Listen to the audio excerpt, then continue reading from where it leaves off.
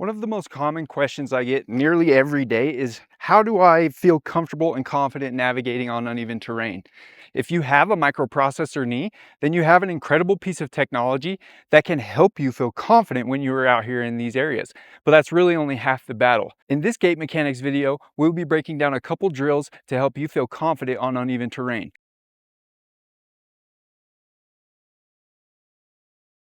Make sure that you are consulting with your doctor, your physical therapist, your prosthetist. I am not a medical professional. These are just things that have worked for me.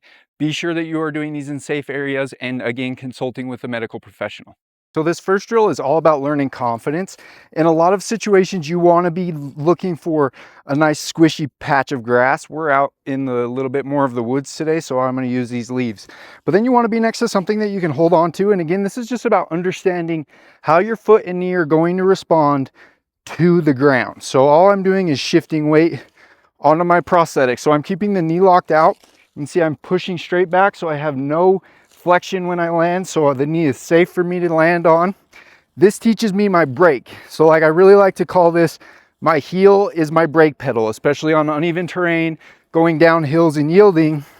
If I am pushing my heel into the ground and my residual limb back, then I am getting the yielding out of my knee that is going to support me. And so that's my brake pedal, is pushing into the heel. And so right there, I'm starting to get a good understanding of how my foot and knee are going to respond on this terrain. And now I'm going to let my knee flex just a little bit so I can see where that yield point is. So again, when I take a step on these leaves, I can feel confident. We're just shifting weight, that's it. I'm not transferring over, I'm shifting my weight onto the prosthesis, letting the knee flex a little bit, feeling how the ground will react with the foot, and then pushing back just so that I get that confidence.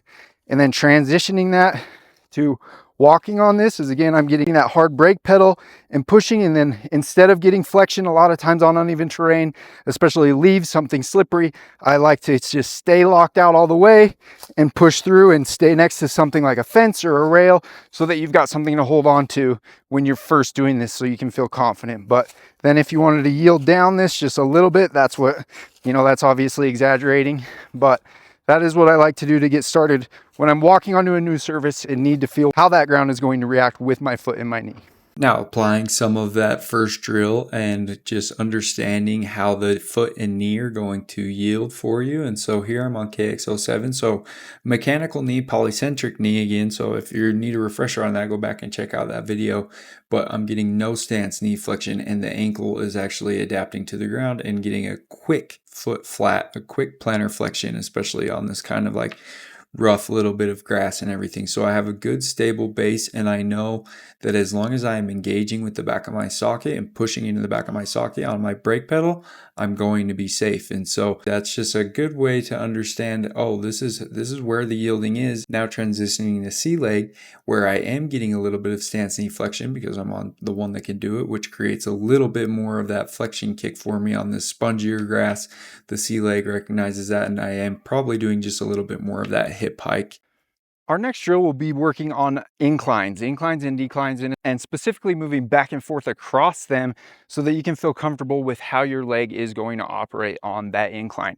Your knee does take into account how your ankle is falling. So when you're falling on a more drastic incline, it recognizes that and applies different resistances for that incline. So what you want to do, typically you'd want to be on asphalt or concrete, maybe in a driveway, something like that, with a very gradual slope. This is maybe a little bit too gradual, but with the uneven terrain and everything, with the gravel, I think it's a good spot to kind of compound, our uneven terrain gait mechanics video. So what you want to do is just start walking with your prosthetic side downhill first. So that'll be more comfortable, because really this is doing two things. It's just one, helping us understand where that center of mass is so that you can keep the knee locked out and feel safe and confident. But then two, also getting used to uncomfortable socket pressures, especially when you are coming back across with your prosthesis uphill. That's when we get a lot of jabbing in the groin area and uncomfortable things like that. So this helps us just understand where those moments are and how to account for them with the rest of our body. So instead of getting jammed, I am just like pushing into my toe just a little bit more at that point so that my knee releases in a swing. But again, I'm not really walking with any stance knee flexion. I am really keeping the knee locked out so that it's safe when I am on it, when I'm in stance phase and on it and weighted. And here is a very dramatic angle. I don't even think I could do this angle of our inclines. But you can see even with my hand down so I don't slip, I can get across it because I'm used to those socket pressures. Downhill's a little bit easier.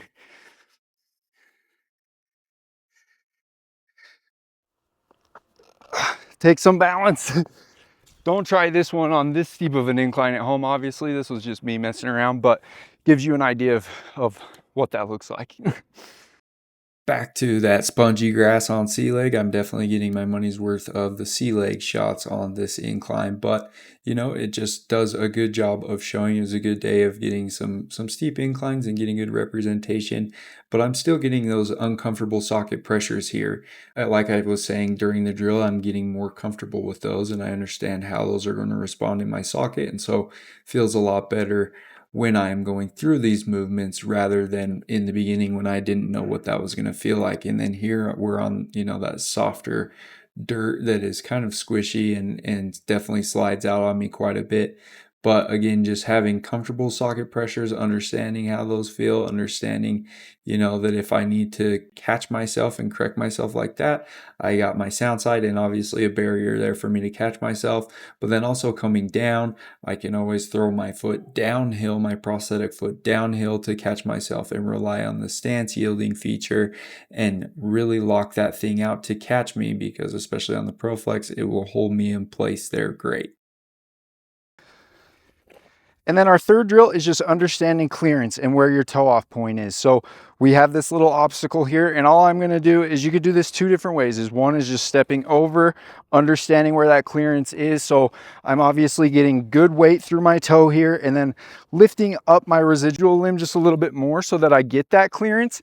But that helps you understand how, okay, when I'm walking, you know, in grass and I need to just get a little bit more because it's spongy or whatever that is, this helps you do that so that you can get that clean clearance swing without having to do a ton of extra like hip hiking or vaulting on your sound side. Of course, I'm hip hiking my residual limb a little bit to just give that extra clearance, but I'm not doing like this big vault with that limb. And so another healthy way, you can also, this is a good one to practice step over step if you wanted to, of just being flat on the ground.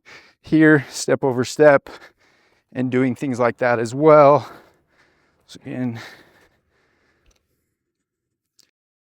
I was making this video and thinking like, when do I use this? And then I realized like I helped take the girls down to the car and I use this every day when I step over our baby gate. And so pulled out the camera really quick and just showed sometimes I take longer steps, sometimes I take shorter steps, but I often do lead with my prosthetic stepping down the stairs, and this is how I go about doing it depending on if I'm carrying something. And so a good example of how that drill correlates to my real life.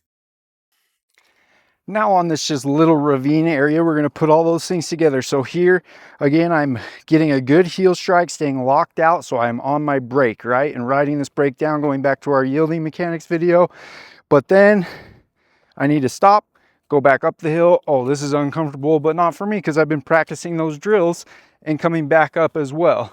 So again, coming down, this is what it's good for. Oh, I have to move over because somebody is in the way. Different things like that.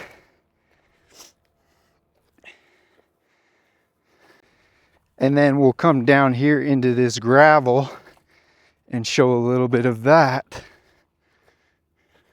One thing that is important is whenever I get into gravel or something slippery, like ice, especially gas stations in the winter, I always shorten up my steps. So when I get into this thicker gravel, I'm not going to get any stance knee flexion. I want to really be locking out, pushing my brake pedal like always on uneven terrain. And then as I transfer over, instead of taking my normal stride, which would be here, which creates, sometimes it can make that toe slip out because there's not as good a ground underneath there. So one thing that I really like to do is as I get to the gravel, I also am taking a shorter steps and then switching back to my long steps when I'm in a little bit more comfortable terrain. Again, short step, back to a long step.